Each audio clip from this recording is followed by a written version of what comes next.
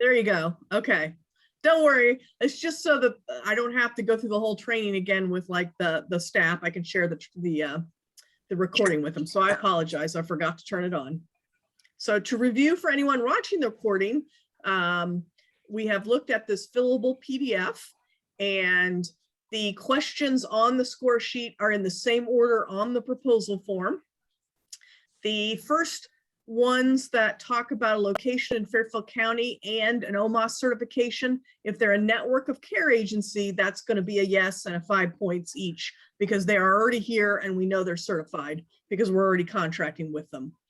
If they're not a network of care agency, then you're going to have to read a little further in section 1 to determine that. And as we said, the yes and no, if you find the information, it's a yes. If you don't find the information anywhere, it's a no, and they get 0 points. Comment section, if you want to add comments about what you thought or why you scored it that way, or even if you're unsure, if you gave them a score but you want someone else to kind of look at it, you're unsure, write that comment there. And we talked about the scores do add up. Okay. And the program description is the biggest area. And as I said, the target population and what interventions they're going to provide, those are separate questions. So they will be right there for you to read what their answer was. And the 20 points is the total. So if you found the information and it was clear and defined, they get 5 points.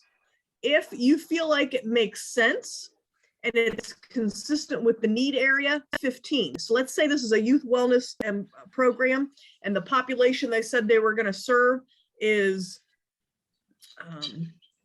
middle-aged, laid-off employees. Well, I wouldn't give them that 15 points because I'd be like, what does that have to do with youth and wellness, right? So the 5 points is it clear? Can I read it and find it and understand it? The 15 points is, does it make sense to me? Oh, there's Michelle. And so they could get they could get 0, they could get 5, or they could get the 20 if it's all there, if it's clear and defined and it seems to be consistent with that need area. Does that make sense so far? And we'll skip over to the proposal in a minute so you can see where each section is. And then the next program description question, as you can see, is a total of 25 points. Hi, Michelle. And if you can see there's 5 bullets, each worth 5 points. So they can get anything between 5 and 25, depending on how many of these you feel they meet. So there is a question about why they're qualified to do the service. So you're going to be looking for what they said there. Do you think that's there? Does it make sense?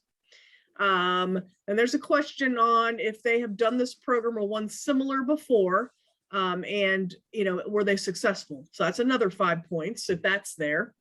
And there's a question on it, their experience. So is the agency experienced and successful either with this type of service or with like recovery support, the service bucket, recovery supports, treatment, that kind of thing. And the last one is, do they have the training needed for the service or program? So, all those items were things they were supposed to put in those questions about their qualifications and history. So you're going to be looking for all those things. Just stop me if you have a question. And then there's a question about the timeline. Hey, yes, sorry, I said hello, but I don't think you were quite on yet. Oh, yeah, sorry. I got some of it, but I apologize for running a little late. No worry. Hopefully you can see it. I'm sharing my screen, and I did send you guys a copy of the score sheet, and I'm recording it, so I'll send you all the recording too. And I was telling them that the questions go in order of how the proposal's laid out. So you should just be able to go from one to the other. Mm-hmm. There is a question about timeline. So they get 10 points. If they did give you a timeline, if you think it sounds clear, reasonable, and achievable, then you can give them 10 points for that. Did we lose Joe? I think we did. Can they get like half points, or like, if it's maybe not as clear, but it seems that it's close to it, can you do 5? Or is it you get them or you don't? we have this set up that they get them or they don't. And I agree with you. I think I'd prefer to have some subjectivity to give them partial points. But when we talked about this at a board meeting, there were some board members that were concerned and they needed something more concrete. So we agreed to make it more concrete. So right now, I mean, obviously, like for the accessibility and client preference, there's a total of 20 points and each bullet point is 5. So they could get anywhere between 0 to 20 points. But if you find it, but you don't think it's great, your only choice is to give it 5, 0 or 5. So, but give us those comments. I mean, like if you gave them the points, but you thought it was kind of weak, go ahead and put that comment. And that'll, we reserved the right on the RFP documents to not give it the funding to the highest score if there were other circumstances. So maybe a program didn't score the highest, but we really thought it was a neat idea and we think it would be a great match to Fairfield County. We might go ahead and fund that one. So comments are important. It'll help us make some of those decisions too.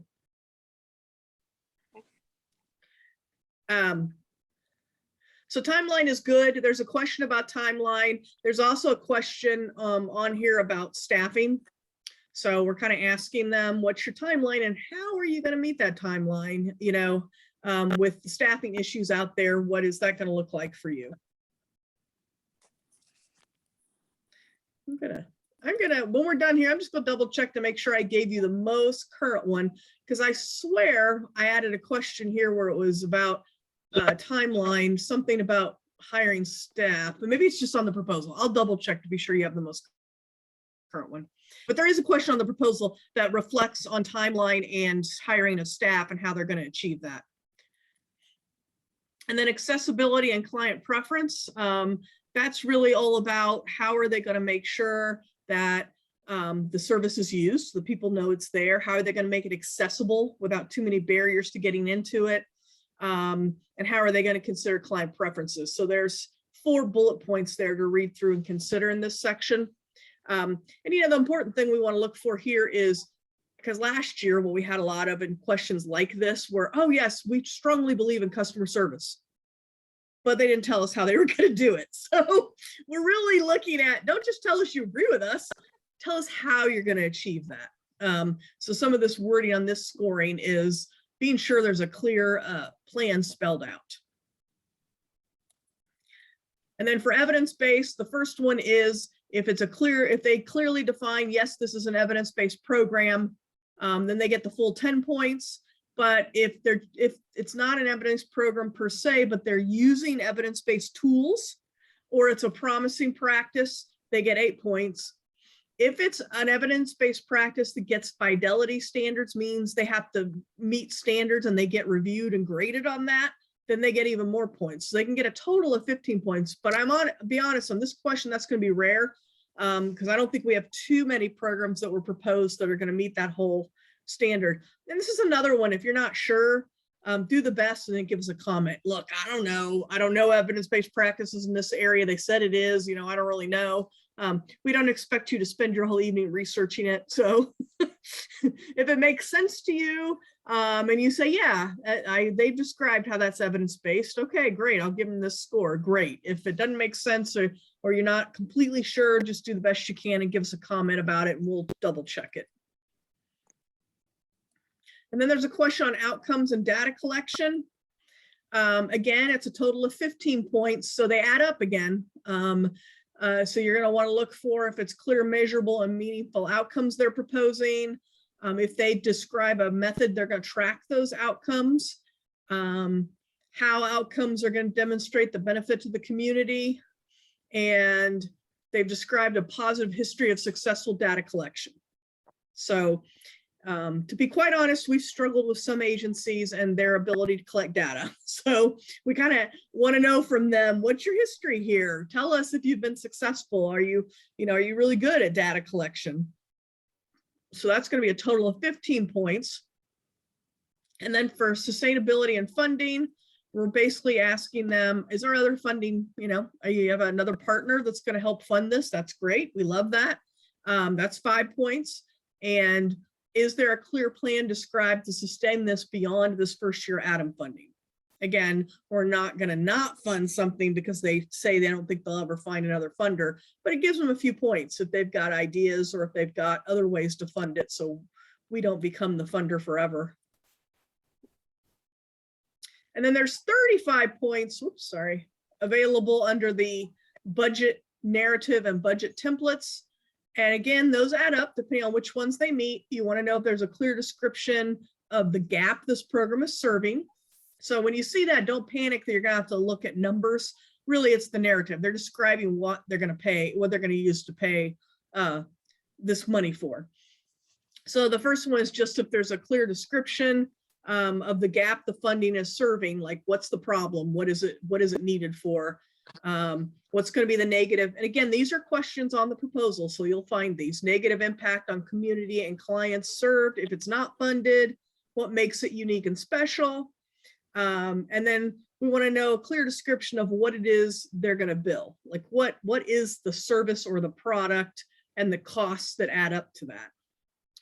And then reasons and justification for the cost efficiency. Again, tell us why. Last year, we also had several proposals that just said, yes, this will be cost efficient. Okay, we'll take your word for it. I mean, tell us why. Tell us why this is cost efficient. Well, this program is known to divert people from a higher cost service or something along those lines. So we'll see if they actually, if we get some description of that. And then finally, just that they filled out the budget template for them and it's there. You don't worry, you don't have to dig into the budget template and give us any information on that. But just that it's there and that looks like they filled it out. And then these last two, really you just want to check that it's there. There is the third section is basically the evaluation, scoring, and selection criteria. It's kind of a legal section where we laid out, this is what we're going to do. This is how we're going to review your proposal. This is how we're going to score it and make our decisions. And there's just a checkbox at the bottom that they check saying we've read this and we understand. So that's really all you're looking for. And then the last part is just simply all the assurances are checked in agreement. There's like section 4 is just all basically saying if we get a contract with you, we're going to ask for all these things. You're going to fill out the OMOF certificate, the assurances. You're going to need to have insurance and list us as a party of your liability insurance. And it's just things that we're going to require in a contract. It's just them saying, yep, we'll do it. We understand. Yep, we hear you.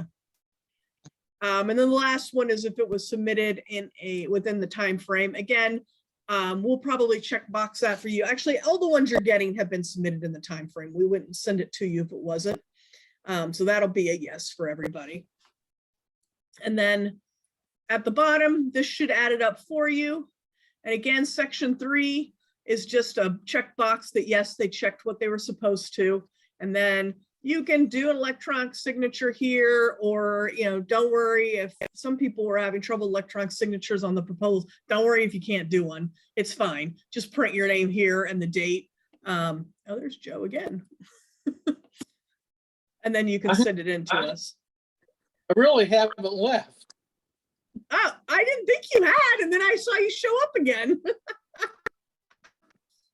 Well, I was trying to open it on my laptop, decided to open, even though I'm on my cell phone.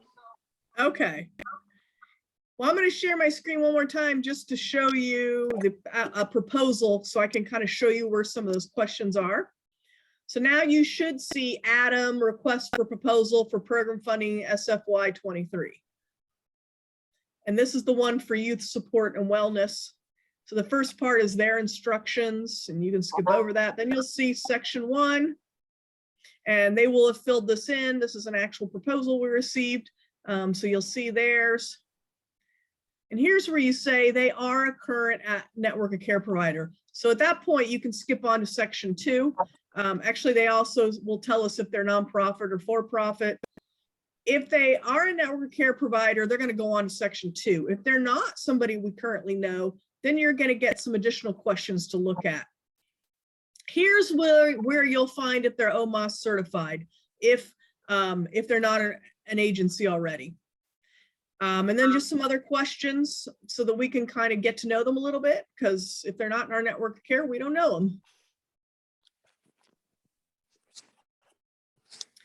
And then each type of proposal has the description of what they're supposed to be proposing. That's actually probably not a bad idea to read it so you can be sure they actually answered what we were looking for. And then they're going to put the name of their program and the money they're requesting. And then here's where you get to our questions. So describe the program. So they just give kind of a general description of what they plan to do.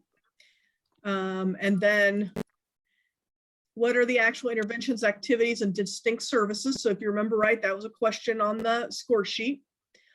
Who does this program serve? What's the target population? Another question on the score sheet. So here it is right here. Are you sure this isn't a grant?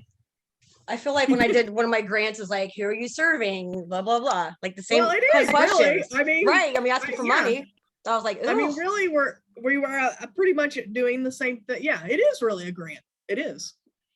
Wow. And then here's where we ask for their qualifications. So I'm just showing you that these are, you know, you'll find the similar wording here to all the questions on the score sheet. There's the timeline. And then here's one to assure that you're able to staff it. And so we've asked them to describe that to us. They'll tell us, give us criteria for how, yes, we feel like we'll staff it within that timeline. And then here's a question about the accessibility that we asked about. And then here's how you will engage people and take into account their barriers to access, preferences, and satisfaction. And then there's the evidence-based question. So here's a good example of Guidestone. It really could go, so the program they're proposing, school-based counseling, the program is not evidence-based. Now they use evidence-informed practices, and here's what they are.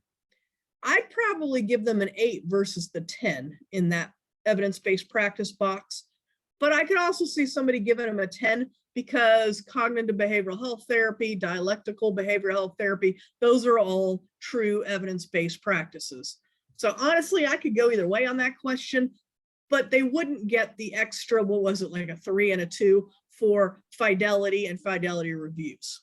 So this is just an example of what you might run up against. And again, you know, if you say, well, I'm going to give them a 10 because that is, or you might read it and say, I don't know what an evidence-based practice is.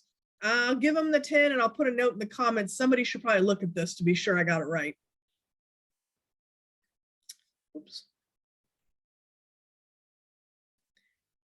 And then they talk about the outcomes. And there's a question on outcomes, the impact your program will have, how you're going to measure, and what's going to be the evidence that your program is successful. And then here's the question about your success with history with data collection. And then here are the sustainability questions. What are your other funding you might use for this program? And how do you plan to sustain it after this year that ADAMH's paying for it? And then here's the questions on the budget narrative, what gap it's serving, pretty much the same terminology on the score sheet. What happens if it's not funded? What'll be the impact? What makes it unique and special? How many people they'll be serving? And what is the unit they'll be billing? And then they can talk a little bit about what unit rate they're going to use. And then justify how it's cost efficient.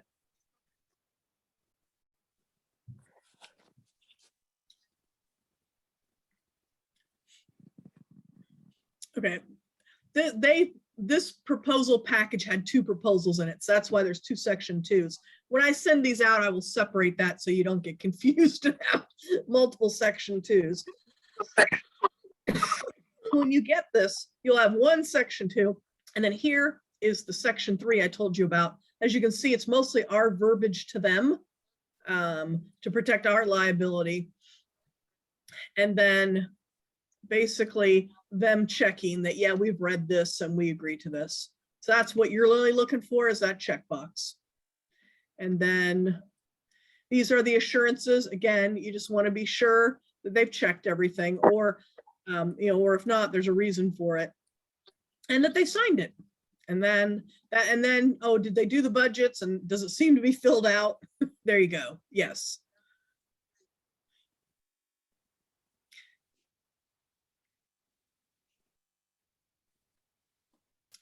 So I can put any one of these back up on my screen again, but I wanted to stop for a minute and see if you had any questions.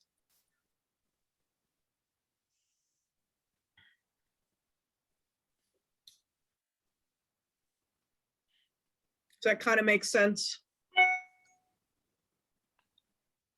Yep.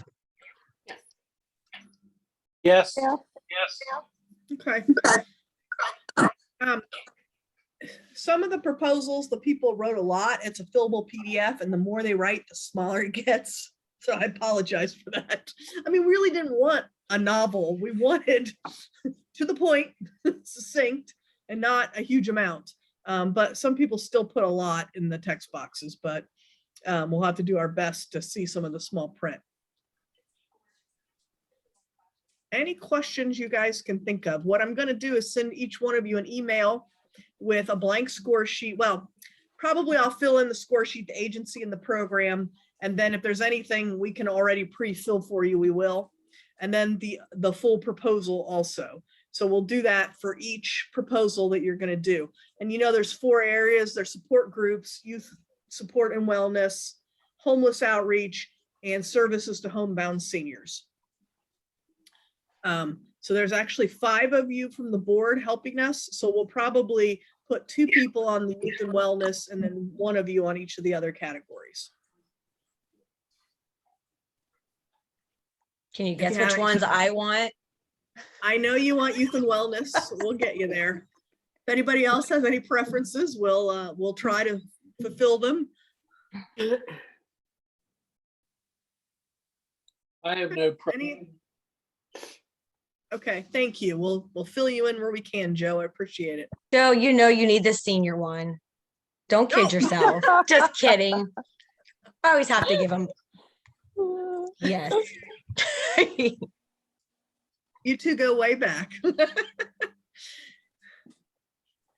right. Any questions or concerns about the process? Okay. No.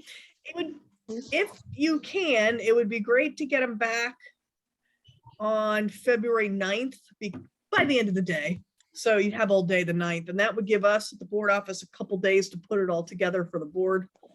I will say we're not planning on bringing everybody back together for a meeting to decide who we're recommending to fund. And this is the reason.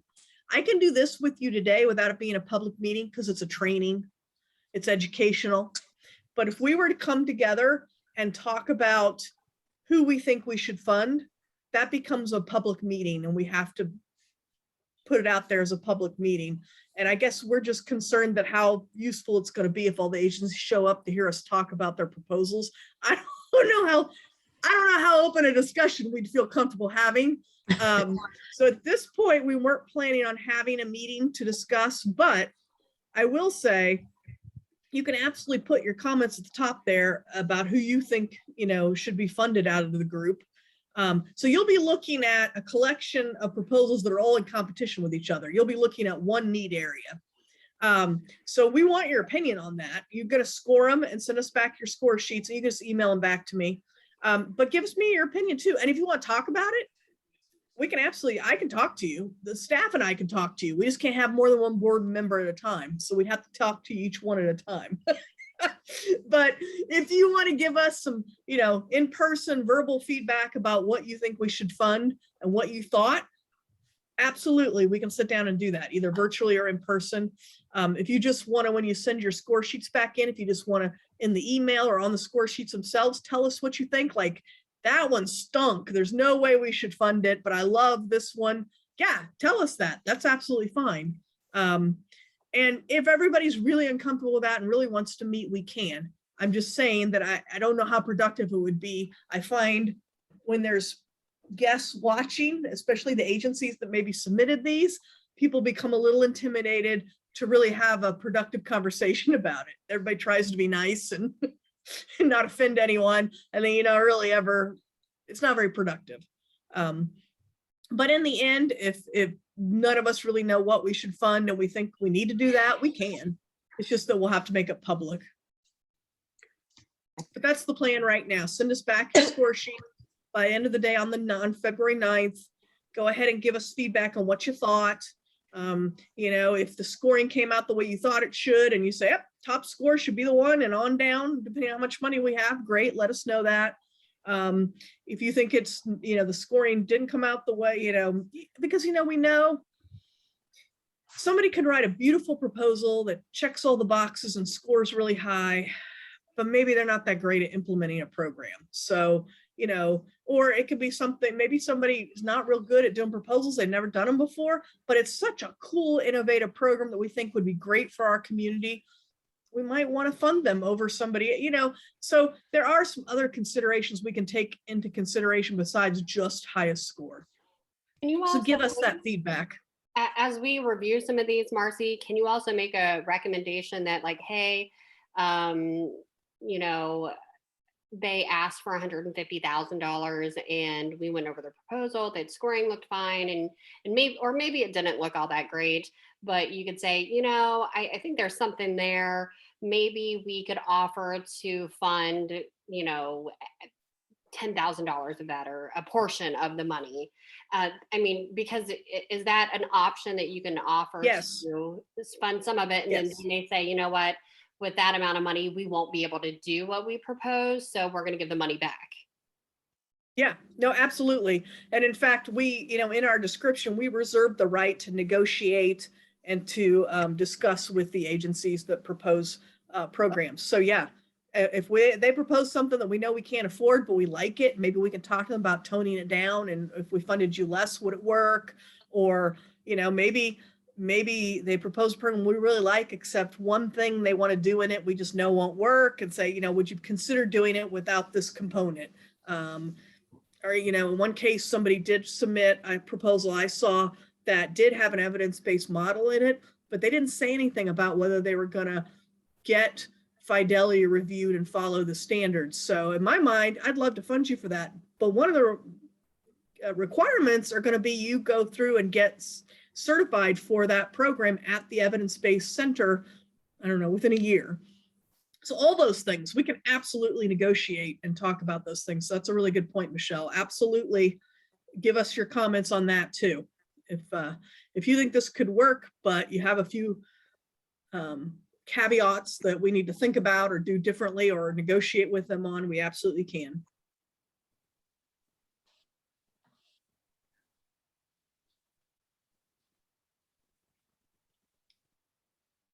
Okay. Any other thoughts? Nope. I was gonna ask the same thing. Yep, that she was. Oh, good. Yeah, no, it's a good thought. It's a good thought.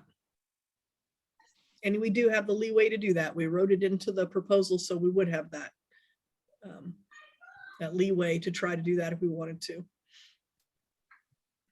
I think I'm good. Well, I will also say that as you get started on this, if you have any questions at all, or concerns, or you run into any problems, reach out to me.